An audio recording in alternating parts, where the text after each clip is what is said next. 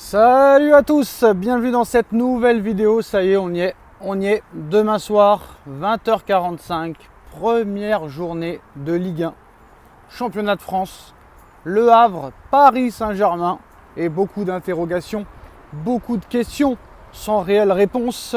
Que va donner le Paris Saint-Germain de 2024-2025? On va parler de cet avant-match, on va parler du mercato qui risque de bouger d'ici les 15 prochains jours. Désiré Doué va rejoindre le Paris Saint-Germain dans les prochaines heures. C'est Luis Enrique, l'entraîneur du Paris Saint-Germain, qui l'a confirmé en conférence de presse d'avant-match face au Havre aujourd'hui. Donc Désiré Doué va passer sa visite médicale et devrait être disponible pour la deuxième journée de Ligue 1. Et apparemment, d'après ce qu'on a compris dans la conférence de presse de Luis Enrique aujourd'hui, c'est que Désiré Doué va être le maillon fort de monsieur Luis Enrique.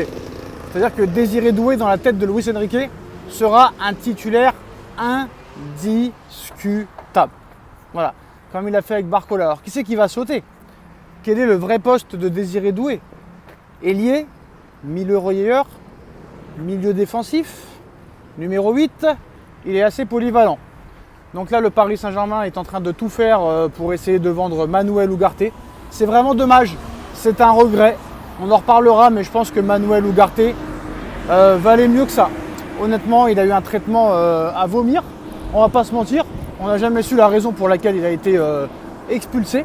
Très clairement, pour moi, c'est très clairement ça. Sacrifié, mis de côté, mis dans le coffre et enfermé à quadruple tour.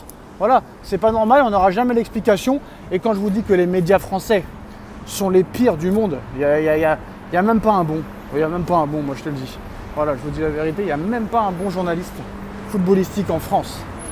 Vous vous rendez compte, depuis le match contre Milan, quand on a perdu, il n'y a pas un journaliste depuis qui a demandé à Luis Enrique pourquoi Manuel Ugarte a disparu de la circulation. Il n'y en a même pas un qui a osé poser la question. Mais c'est pas normal. Alors où on parle, Paris et Jorge Mendes essayent de tout faire pour boucler le transfert de Manuel Ugarte vers Manchester United. Le Paris Saint-Germain en demande 70 millions d'euros.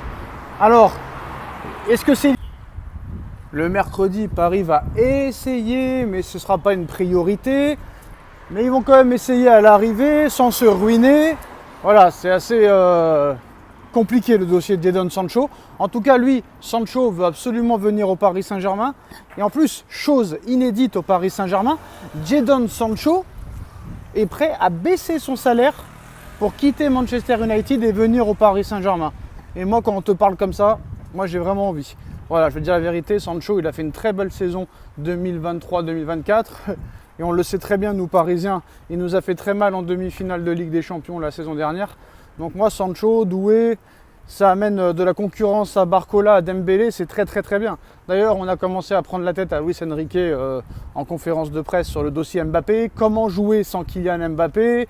Luis Enrique a répondu: je ne m'attendais pas à ce qu'on me parle encore de Kylian Mbappé. Donc c'est-à-dire que Mbappé n'est plus là, enfin, mais on parle encore de lui. Et je pense que le gars, même en n'étant pas là, on parlera de lui. Alors, chose intéressante qu'a dit Luis Enrique, une question lui a été posée: comment vous allez faire pour remplacer un joueur qui est parti et qui mettait en moyenne entre 45 et 50 buts par saison? Il a dit c'est simple, s'il n'y a pas un joueur qui est capable de le faire, il faudra trouver 4 joueurs qui mettent 12 buts. 12 buts x 4, ça fait 48.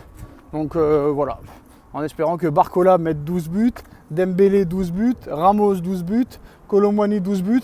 Si Dembélé met 12 buts cette saison, je me fais bonne sœur. Honnêtement, je me fais bonne sœur. Si Dembélé met 12 buts cette saison, je me fais bonne sœur. Je me rase la tête. Voilà, réponse en fin de saison. Après, j'espère que je me raserai la tête. Et si les 12 buts, après, je vais vous dire la vérité, pour un milieu offensif, 12 buts, c'est pas la mer à boire, hein. Honnêtement. Je vous dis la vérité, tu as combien de matchs? Potentiellement, tu as 34 matchs de Ligue 1, tu as 6 matchs de Coupe de France, ça fait 40. Tu as un match de Trophée des Champions, normalement, ça fait 41. Et tu as minimum 8 matchs de Ligue des Champions cette année, parce qu'il y en a 2 de plus par rapport au nouveau format. Donc ça veut dire que quoi qu'il en soit, cette année, tu peux avoir 48 matchs minimum. et ça pourrait même aller jusqu'à 60.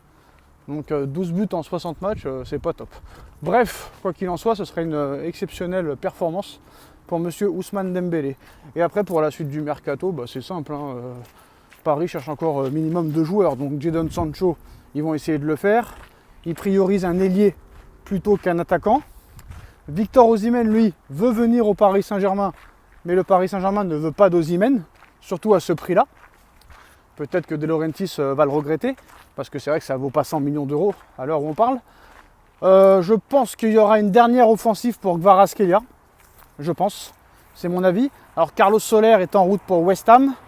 Ça devrait se finaliser à hauteur de 20 millions d'euros. Danilo Pereira est en route vers le FC Porto, ce qui pourrait rapporter 10 millions d'euros. Donc on verra, parce que quoi qu'il en soit, ces 2 joueurs-là, il faudra les remplacer.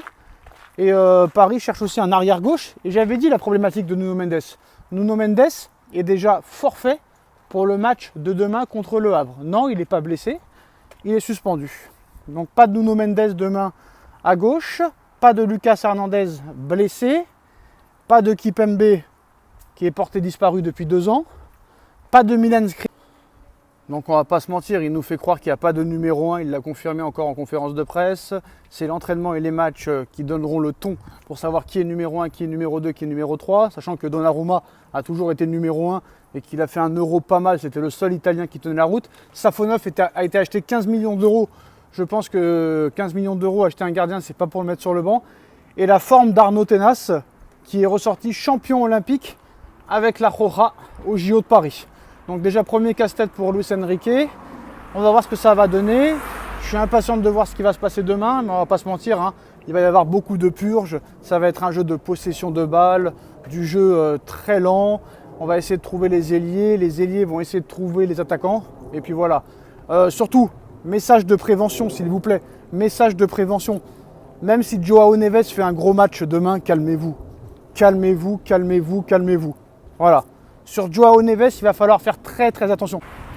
Ne pas faire les mêmes erreurs qu'avec Ugarte, qu'avec Marco Verratti et qu'avec tous les joueurs qui avaient réussi 3-4 bons matchs en début de saison et qu'on finit au bois de Boulogne ou au bois de Vincennes.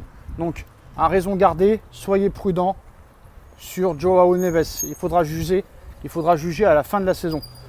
Vous pourrez faire un jugement facultatif, provisoire, mais en ce qui concerne Joao Neves, il va falloir faire très très attention. Parce qu'il y a énormément d'attentes. Et en plus, on nous fait croire que le gars, c'est un génie, c'est une pépite, alors qu'il n'a rien démontré. Il a bégayé 2 fois contre Marseille en Europa League, j'ai bien dit en Europa League. Soyons très très prudents sur le cas de Joao Neves. Et pareil pour William Pacho. Voilà, c'est la fin de cette vidéo. Dites-nous en commentaire ce que vous en pensez. On like, on partage, on commente, on s'abonne. Et on se retrouve très vite pour une nouvelle vidéo. Tchuss.